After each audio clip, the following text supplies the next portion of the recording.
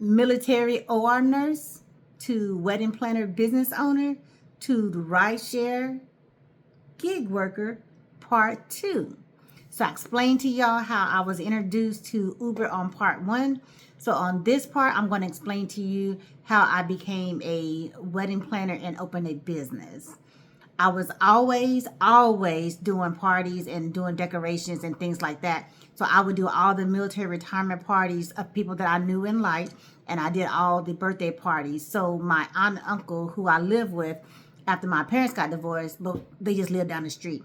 Anyway, my aunt and uncle wanted to have a 50th wedding anniversary, and they live in Arkansas, and I live in Maryland at the time because I was stationed at Joint Base Andrews, and at the time it was Andrews Air Force Base. But anyway, my aunt called me and said that she wanted me to do their 50th anniversary, and she wanted it like a wedding, and she wanted a reception.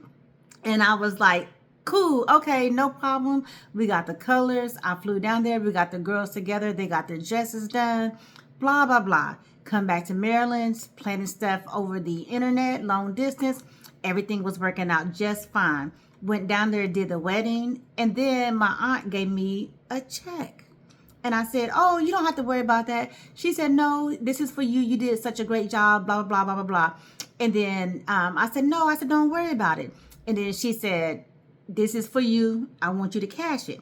And then she said, if nothing else, at least go start your business. Y'all, she gave me $1,000. You know what I did? I came back to Maryland. I inquired about a business license and all the other stuff. It cost me $30. $30 to get a home occupation license. Okay? A home occupation license so I can conduct business in my house and set up a home office. My EIN number was free. I went on the IRS website, provided them my information, provided them my business name, selected what type of business entity I wanted to be, and I got a EIN number for free. Don't pay nobody to do your EIN number, okay? Go on irs.gov, set that up yourself. After that, then I went down to the bank and set up a business bank account. After that, I set up a website, which was like, I think it was like $20, $30. It was hardly nothing, and it was through Wix. Okay? So, from that $1,000, I probably spent like $60 and I was up and running. Once I set up my website, I posted what we had to offer. And let me tell you about my first customer. My first customer, she was the manager at a bank. And I had been knowing her for a while because we bought a car through PNC Bank. And then we had it financed there. And it was the Blue Dodge Charger. And I'll tell you about the Charger on another video. But anyway, she after knowing each other, I knew she was dating someone. And then she finally got engaged. And then I said, oh, I'll be your wedding planner. And she goes, no, we can't afford you. And I was like, no, yes, you can. Because I've been doing events, but I don't have any professional photos. So I'll do it for free. And I'll bring my own photographer so I can have pictures if you agree. And she says, well, we can't do that to you, blah, blah, blah. And we can't afford it, this and that. And then come to find out that their house had burnt down. And then I was like, don't worry about it. So I sent her a proposal, took it to her job, gave it to her, let them read it, and then eventually they agreed to it. Okay? So once they agreed to it, we went ahead and did their wedding. They were so thankful and appreciative. And then after that, it was just word of mouth. Bam, bam, bam, bam, bam. Just word of mouth. We were getting customers left and right. We actually do need to update our website now, but we were getting customers left and right.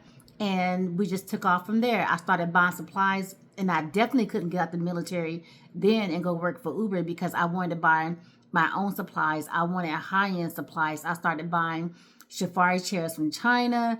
I started buying linen. I started buying just tables, all kinds of stuff, so that we could have our own inventory and that we wouldn't have to rely on rental stores. Okay? So that was one of our selling points, that we have all-inclusive decorations. We come, set up the same day, we break down the same day, And all of our stuff that we have is included in the price. There's no nickel and diamond and no a la carte pricing. So there you have it. I'm an operating room nurse, and now I have a wedding business operating out of my home.